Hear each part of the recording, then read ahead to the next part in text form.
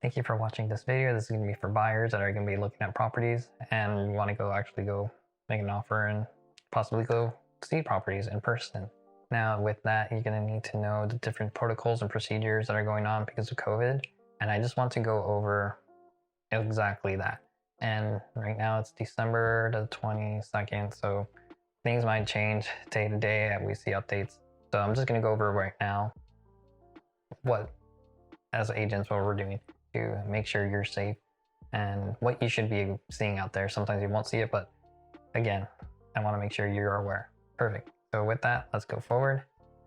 First, I'm going to go over the follow the best practices and guidelines and prevention plan. Next is going to be what a home buyer should see when visiting a home. And then I'm going to go over something else called a PEDV form. That's the Corona Property Entry and Advisory Declaration for visitors. And it's going to be more in depth, and it's going to go over essentially everything you need to know for being safe through COVID. And obviously we cannot guarantee how you're going to be safe, but it's going to mention everything, including that. So with that, let's start from the beginning of follow the best practices and guidelines for prevention plan. So whenever possible, this is going to be broken up to 3 parts. First part. Now, whenever possible, we need to do virtual tours. That means either something that the agent already put together, or as an agent myself going out there, being able to show you without you interacting with the home. Now, for whatever reason, you feel like you need to see the home, there's no problem. We just need to let the agent know when we're going to have to fill out that form again, the PEDV form. And this is going to bring us to number 2. Number 2 is in-person visits by appointment only. There's not going to be more open houses. It's not going to be like it used to be traditional for Saturday, Sunday viewings. Well, even some agents actually still do that, but you have to fill out a form for a time period that you can go in. It can't be more than 2 people at a time in a home, excluding an agent. So 3 in total walking in the home. So that would be part 2. The first part.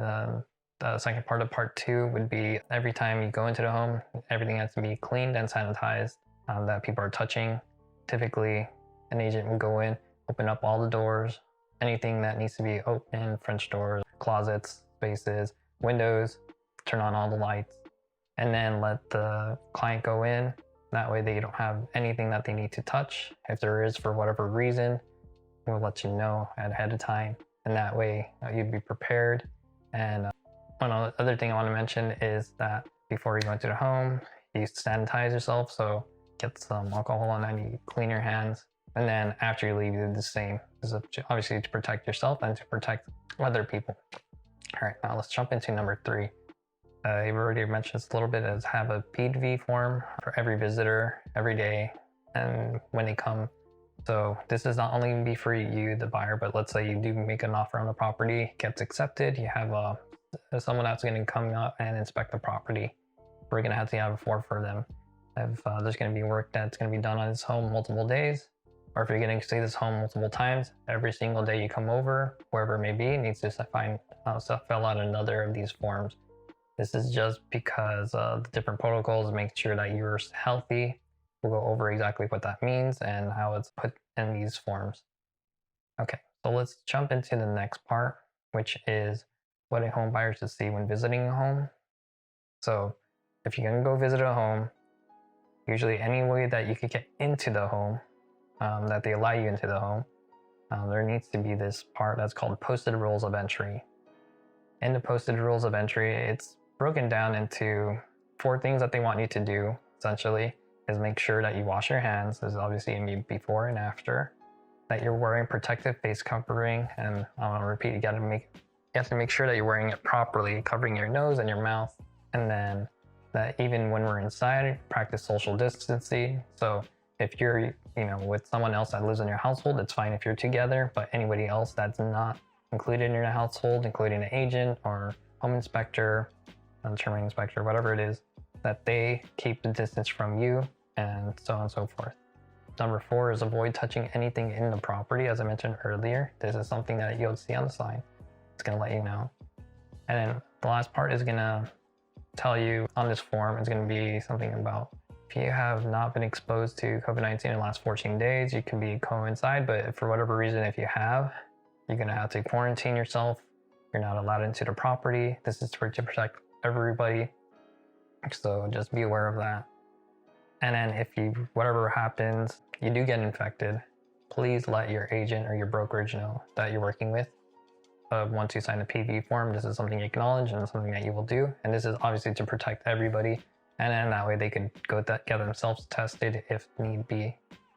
Okay, so those are the first two parts. Now we're gonna go into the PV form. This is gonna be what you're gonna have to sign, or anybody else that's gonna go into the property. So again, this is a Corona Property Entry Advisory and Declaration for visitors. So the first part is gonna talk about the risk of exposure. Obviously there's COVID-19 going around. In order to prevent that, we're gonna have to do certain things, but this is just letting you know that you do have a chance of getting exposed to it. The second part is government orders to limit activity with stay-at-home orders and other type of things that they're doing. So it's just letting you know that the government is aware of what's going on and they're doing their own precautionary things. These forms are made by California Association of Realtors, and this is something that's going to be going on forward and letting you know each part that needs to be done. Number 3 is visitor advisory. This is letting you know that if you don't follow the rules that are on this paper, that you're acting against the advice of your agent or the brokerage. So you're going against the grain and you're taking risks. If there's something that you want to do that is on this form, you could write it in, and that's going to be later on number 9. But make sure that you follow everything that's on the rule. And then number 4, purpose of entry. You got to have a reason to go into this home. It can't just be you're strolling down and you saw a home for sale, even though you're not in the market. Now, you need to be in the market. You need to have a reason to be in the home. This is obviously to protect everybody. The less amount of people that needs to be in the home, the better. So if you have some repairs that need to be done in the house, make an offer before you move in. Obviously, that's a reason to be allowed into the property. If you have to see it multiple times because of whatever it may be, those are reasons, but there's got to be an underlying reason. Okay, number 5 would be property entrance rules.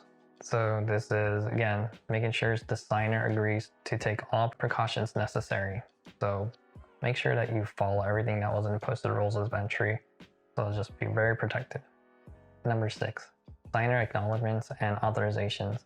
So with this, the signer needs to acknowledge all the posted rules of entry, what I went over earlier, that there's no physical materials that are going to be transferred over to you, including business cards, and that everything is going to be electronic. You're going to be getting some of these forms that I've been talking about. Obviously, this PV. You're also going to be getting the first form that I talked about, was the best practices, guidelines, and prevention plan. I believe they call it the BPPP. And then there's also going to be links to COVID-19, and that way you can get more information on what exactly that means and what kind of sickness that shows. Okay, number 7, signer representation. This is going to be that you're not showing any symptoms, that you haven't been sick, you haven't been in contact with anybody in the last 14 days that may have COVID, and that there might be people that have entered the home that have not signed a form like this. They didn't feel that it was necessary. And this is the last part is going to be that you make sure that you inform your broker if you do get sick. Now, number 8 is going to be about accompanying minors, that you agree on all the rules above, and that the minor's name is going to be on paragraph 9, so it's going to be on the next part, number 9. So number 9 is going to be expectations to representations and additional forms. This is going to be, again, where you're going to put the minor's name, and if there's anything additional that you want to be put in that wasn't on this form, this is where we would put it. Number 10, agreement, declaration, and assumption of risk. You agree that no one can guarantee that you would not be exposed to COVID-19 by going into the property. And that's what it means in a nutshell. Okay, this was filmed in late December. If you have any questions or comments, please leave it down below, email me or call me. If you found this informative, give me a thumbs up. And with that, be safe out there.